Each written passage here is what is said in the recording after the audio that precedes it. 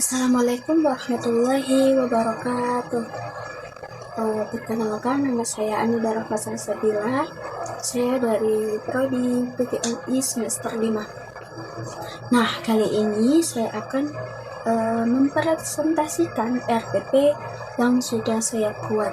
Nah, di sini saya membuat RPP Al-Quran Hadis tentang mad tabi'i. Nah, di bagian awal ada identifikasi.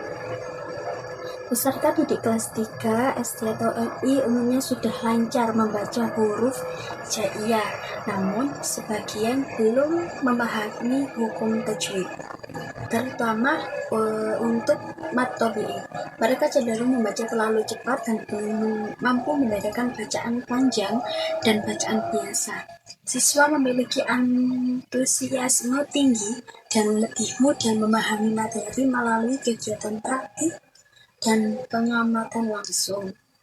Kemudian selanjutnya yaitu materi pelajarannya yang akan dipelajari, yaitu ada pengertian mad tabi'i, huruf-huruf mad, ciri-ciri bacaan mad tabi'i, dan contoh bacaan mad tabi'i dalam Al-Quran. Kemudian yang selanjutnya yaitu ada dimensi profil lulusan. Itu sudah tertera di situ. Dan di bagian desain pembelajaran itu mencakup capaian pembelajaran. Nah, di sini capaian pembelajaran saya itu ada 4. Yang pertama, peserta didik mampu menjelaskan pengertian mad tabi'i dan dengan bahasanya sendiri. Kemudian yang kedua, peserta didik mampu menyebutkan huruf-huruf mad dengan benar. Yang ketiga, peserta didik mampu mengidentifikasi ciri-ciri bacaan mad tabi'i yang dibaca panjang 2 huruf. Dan yang terakhir, peserta didik mampu membaca bacaan mad tabi'i dalam Al-Quran secara tartil dan benar. Kemudian lintas disiplin ilmunya ada bahasa Arab, pendidikan agama, dan akhlak mulia, kemudian bahasa Indonesia. Kemudian tujuan pembelajarannya juga ada 4. Itu peserta didik dapat menjelaskan pengertian mad tabi'i dengan benar. Kemudian yang kedua, peserta didik dapat menyebutkan huruf-huruf mad dengan benar. Yang ketiga, peserta didik dapat mengidentifikasi dan membaca bacaan mad tabi'i dalam ayat Al-Quran dengan panjang 2 harakat secara tartil dan benar.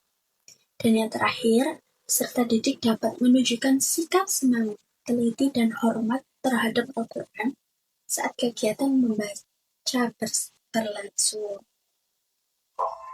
Tapi pembelajarannya sudah tertera. Kemudian praktik pedagogis itu menggunakan discovery learning, itu pembelajaran penemuan dengan pengembangan bahan ajar berupa LKPD dan kartu kata bacaan mad tabi'i untuk membantu siswa menemukan dan memahami hukum bacaan mad tabi'i melalui kegiatan penemuan konsep dan praktik membaca. Dan ada kemitraan pembelajaran, ada lingkungan pembelajaran, ada pemanfaatan digital. Kemudian masuk ke langkah-langkah pembelajaran. Pertama ada pendahuluan, kurang lebih 15 menit. Tujuan yang dicapai yaitu peserta didik dapat menjelaskan pengertian mad tabi'i dengan benar. Pendahuluannya, guru menyapa peserta didik, memimpin doa, kemudian memberikan pertanyaan pemantik, kemudian guru memutarkan video tentang bacaan surat pendek dengan diikuti siswa menyimak dan mengikuti bacaan yang dibacakan oleh videonya. Kemudian guru juga menyampaikan tujuan pembelajaran dan manfaat belajar hukum bacaan mad tabi'i. Kemudian di kegiatan ini tujuan yang dicapai itu menjelaskan pengertian mad tabi'i, menyebutkan huruf-huruf mad, mengidentifikasi dan membaca bacaan mad tabi'i dengan benar, menunjukkan sikap semangat, teliti, dan hormat terhadap Al-Quran. Itu ada fase 1, yaitu stimulation atau pemberian rangsangan. Fasenya ada sampai 5. Ada 5 fase, dan fase terakhir yaitu generalization atau menarik kesimpulan. Seperti guru membantu siswa menarik kesimpulan dengan menanyai apa itu metode hurufnya itu apa saja dan bagaimana cara membacanya. Dan ada penutup. Seperti biasa, penutup itu biasanya guru dan siswa, dan siswa menyimpulkan materi-materi yang sudah dipelajari tadi. Dan tak lupa guru juga memberikan tugas rumah agar anak-anak terus belajar juga di rumah. Dan guru memberikan apresiasi dan mengakhiri dengan berdoa bersama. Kemudian di selanjutnya itu ada asesmen pembelajaran. Asesmennya itu dibagi menjadi 3. Asesmen kognitif, asesmen psikomotorik, dan asesmen afektif. Nah, di situ udah tertera apa sih tujuan asesmen kognitif itu, dan bentuk penilaiannya seperti apa. Terus ada juga contoh soalnya di situ, mulai dari soal yang mudah, sedang, sampai hot, dan ada soal pre-test dan post-test. Dan ada rubrik penilaiannya, kriteria penilaiannya juga. Kemudian yang kedua ada asesmen psikomotorik. Tujuannya itu peserta didik dapat membaca bacaan kata BI dengan panjang 2 harokat secara tertil dan benar. Bentuk penilaiannya itu seperti praktik membaca, entah itu membaca surat pendek atau membaca yang lain, surat-surat Al-Quran. Kemudian ada rubrik penilaiannya juga,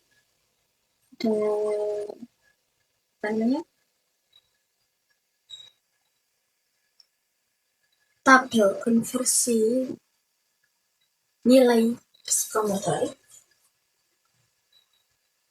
Kemudian yang ketiga ada asesmen afektif, yang dimana tujuannya itu untuk mengetahui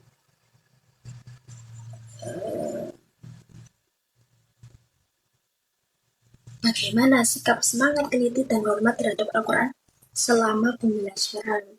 Bentuk penilaiannya berupa observasi sikap selama pembelajaran. Seperti di atas ada bentuk konversinya juga. Dan yang di bawah sendiri ada LKPD.